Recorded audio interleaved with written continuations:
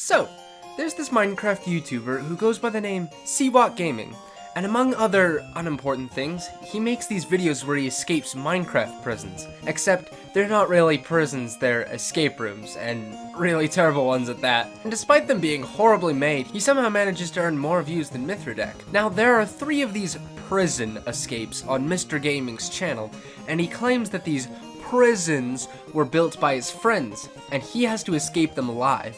First try, on camera. Which I don't believe at all, for many obvious reasons, so I'm making this video to prove 2 things. First being that these escape rooms are absolutely terrible. No one playtested them, they're lazily built, and they only exist so Seawalk can showcase some fun Minecraft mechanics he found on the internet that day. And 2, these escape videos are completely faked, if that wasn't already obvious. Now, I don't have anything against Seawalk. I'm sure he's a lovely individual, but I just can't let these abominations of escapes go without a wonderful and hilarious debunk video. So, let's begin. We named the prison Frost Giant, and it's really fitting because this prison is extremely massive.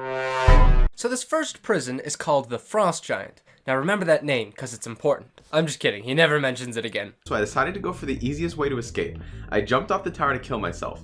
Basically, if they had forgot to set my spawn point in the tower, this would have sent me back to my bed and I'd have escaped the prison. Now you might be wondering, why is he not breaking any of the ice blocks? Well actually, if you break ice, it doesn't turn into water unless there's a block below it, which is something Seawalk Gaming knows since he mentions it in a later escape. After this, I realized there was a chest floating behind me on the wall. The problem was I couldn't access it from the ice platform. That's until I realized if I shifted all the way over the edge and jumped and got the angle just right, I could get into it. Now I had an oak log, a daylight sensor, and a furnace, and this is where the first real puzzle of the prison began. Cool, some blocks. Let's take advantage of the first mechanic that you showed us at the beginning.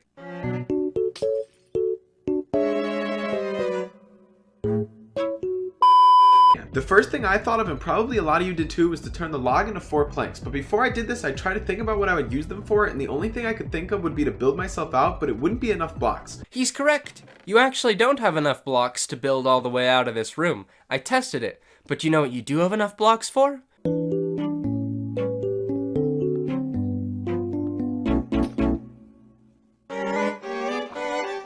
And just like that, he's escaped the frost. I'm just kidding. There's 7 more minutes on this video. Your next question might be, what's the point of smelting the wood? Well, we're on an ice platform, and ice is like level 12 or higher, and chance to melt. Smelting produces like level 13 or more. This is the first and the platform starts with the light. Every starts with the chance of the water.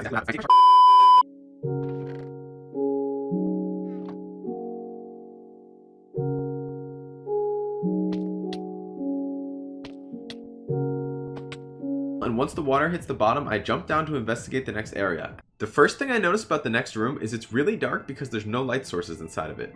So I kid you not, this room is designed to be darkly lit to make it harder to see a hidden pressure plate.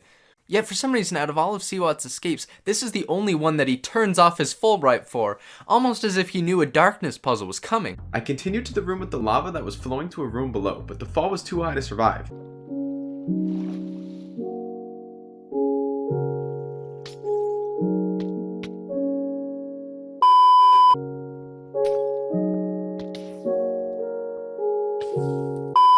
I can break any blocks I want. Originally, I ignored this piston.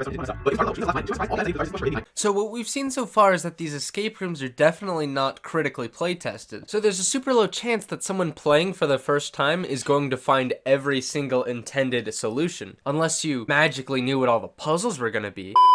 The first thing I tried to do was swim up the lava, but there was a block in my way. I punched it, and I could tell from the particles coming off of it, it was bedrock.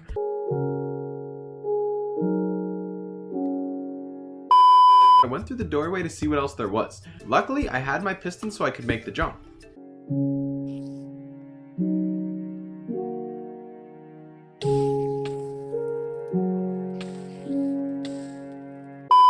I broke the snow to see what was below me. I could see a few spiders and I felt like I would survive the fall, but I didn't really see a way for me to get back up if I went down there, so I didn't.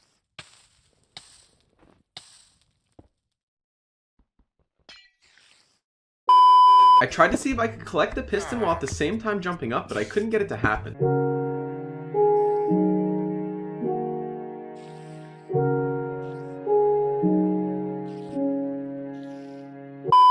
But I also encountered the biggest problem yet. At the end of the hallway was a guard staring through a glass window at the exit of the prison, and though I could easily run past him, don't forget the rule they gave me at the start. If the guard sees me leave the prison, I lose. The whole room was surrounded by bedrock and there was a few spiders I had to kill, but when I did, I realized there was a whole spider spawner. This means I had infinite access to spider eyes and string. Infinite access to string, you say?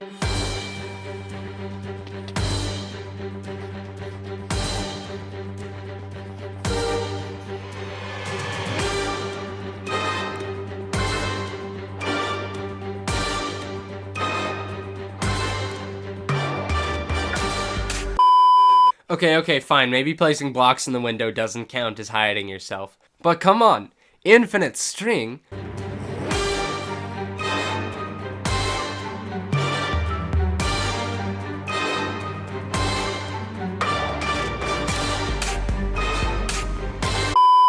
So the first video is complete, and what we see is that instead of coming up with practical solutions, Seawalk goes directly for the solution that involves him making the invisibility potion. Why? Because it's clever. You know, and I really hope you understand this, there's a difference between being clever and being intelligent. My friends built me another prison and challenged me to break out of it, but the problem was this one seemed impossible. But then I had a very good idea. I used F5. See, using F5 gave me a whole new perspective and I was able to see a chest I couldn't have seen before. Alright, pretty cool. Using F5. Good job, I guess. I moved on to the next room. The next room was just a big pit of lava with a ledge at the other side. I thought this was supposed to resemble a cave here, how it's all jaggedy and stuff, but the other half of the room is completely flat, so what, huh? But I quickly came up with one way to get across. I was pretty sure I could use the crafting table and the chest to parkour along the right side to the ledge, but there was also a second, much stupider way to get across, and that's what I went with. Here, once again, instead of using the practical solutions, C1 is going to go with the more entertaining one.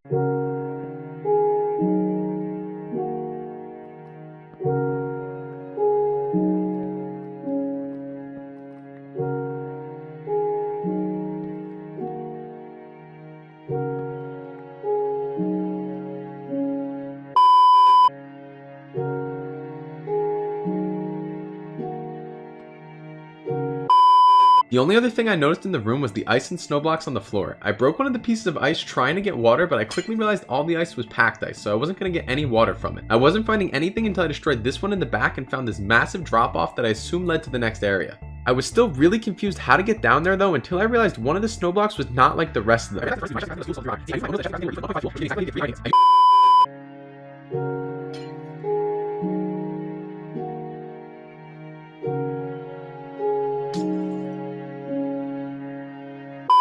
I started using the powdered snow to build myself down the pit. See, powdered snow canceled fall damage, so as long as I was careful I could use it to build my way to the bottom of the pit safely, and I managed to pull it off. There was a 3-block jump that wouldn't be too hard to hit, but I didn't want to make the jump more times than I had to. Here, but look, Seawad, I totally understand your fear of this 3-block jump, but if it's really the parkour that scares you, I have a solution that might help. I went back to the hole and pulled out my parkour skills and managed to jump to the other side. The first thing I noticed on the other side was a chicken that was attached to a fence with a lead, and the chicken was actually named Subscribe, and I figured the reason they did this is they wanted me to be reminded that YouTube says about 90% of you hate me and want the channel to fail.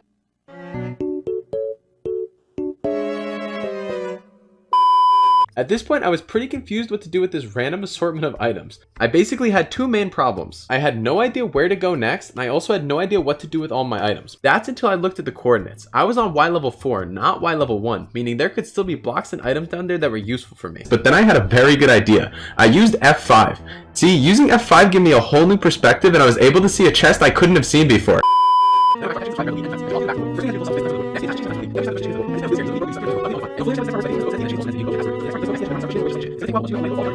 I now had access to the new area. The first thing I noticed was this chest, and it had 2 ender pearls inside.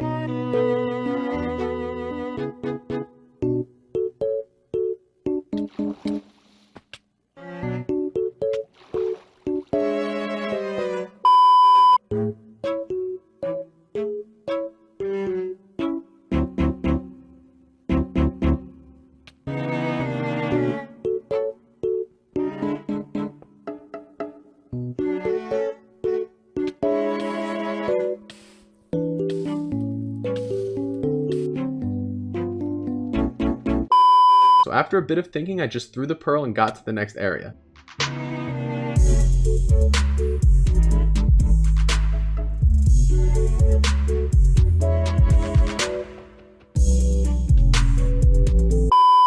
And I was pretty sure that's what I had to do to move on to the next area. The only problem was I was only going to get one shot at it, but I just went for it, and luckily I did it right and gained access to the final area.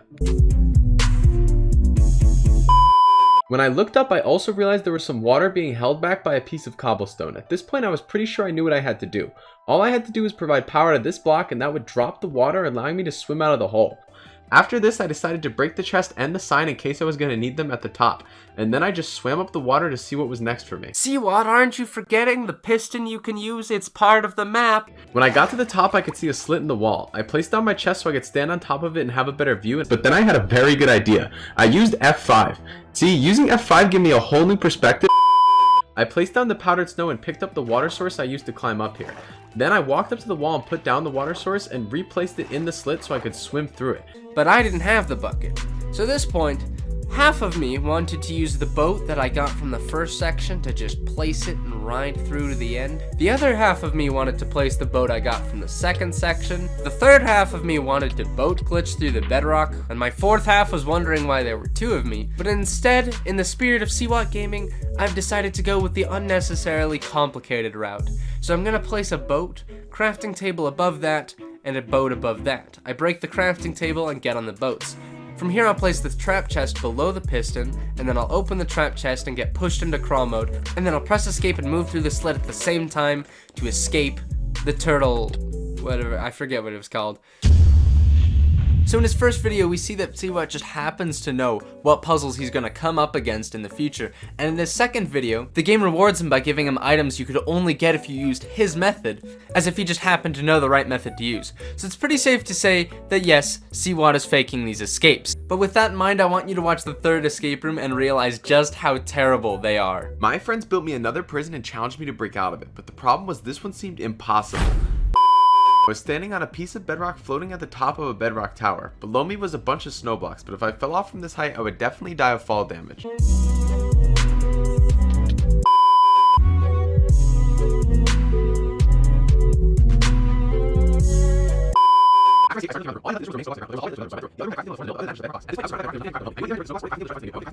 When I finished breaking the crafting table, I found a chest underneath. Inside the chest was 14 bamboo and an ender pearl.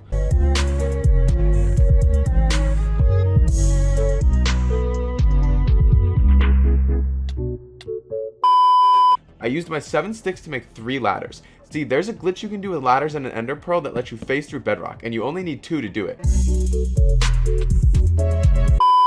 When I saw it was a regular chest, I decided to leave it behind and take my ladder. So, I climbed onto the ladder and performed the glitch with the ender pearl.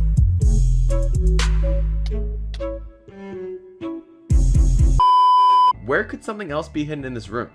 Now, while you're thinking about that, I wanted to take a second to talk about the sponsor of this video, Monster Legends.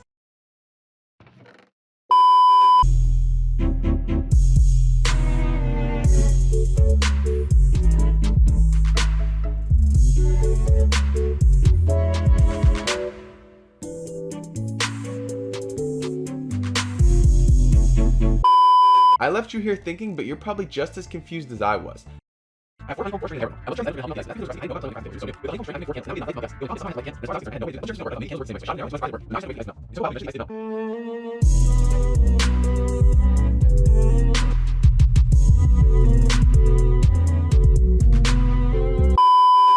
course, in the next room we find out that we needed all those blocks I just wasted. Crazy how Seawat Gaming just happened to know exactly the solution that would benefit him in the later sections, and not soft lock him. So fine, let's go back in time, I'll do the bow thing, I'll keep my items. Crafting table and moved the ladder up one, hoping that I'd be able to reach it now that I was a little bit taller, but sadly the half a block I got from the candle was not enough to get on top of the ladder.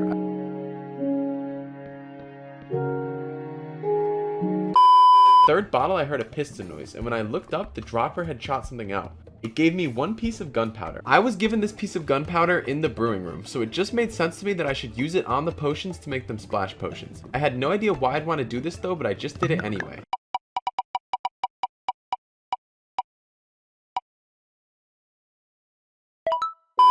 When I got to the top of this and placed the crafting table, I realized this side was 1 block higher than the side we just came from.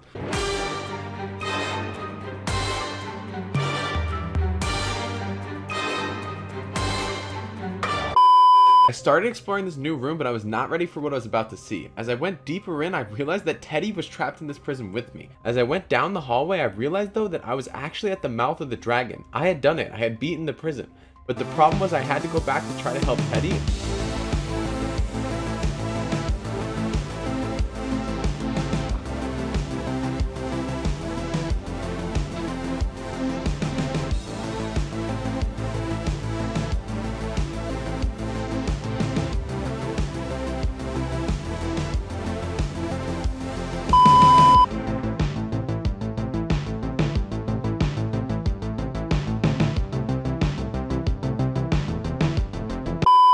Oh, okay, to be fair, maybe he's not allowed to leave until he's freed his friend. Now I see the reason he made the splash potion, because if he stood here, he couldn't throw a normal potion to his friend, but he can throw a splash potion. His friend gets the fire resistance and he swims to freedom. What a satisfying Wait, hang on. So I went back in and started thinking. This potion, but how was I going to get it? What are you talking about? If I tried to throw the splash potion, the effect definitely wouldn't hit him. He has the particles. If the fire resistance. No. Complicating things again. Now Teddy could walk into the corner of the bedrock and grab the effect.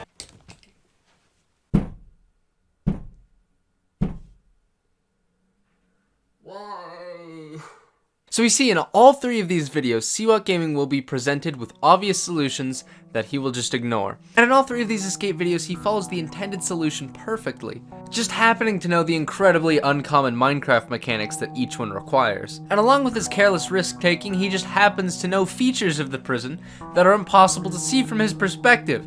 It's pretty obvious that not only are these absolutely faked, but the escape rooms just suck. I've come to the conclusion that these aren't escape videos. They're actually showcase videos, where he shows off some fun stuff he found on TikTok the other day. But the catch is, the background to these showcase videos is some bedrock box that looks like it was made by my 12-year-old brother, with dimensions that were probably decided by random.org. And I guess if that's entertaining for you, go ahead and check him out. But if you want to see some critically thought out, genuine Minecraft prison escapes, you're already in the right place. So I'll put 2 subscribe buttons up on screen. On the left, Seawalk Gaming, and on the right is me. You can only click on one. It's your choice.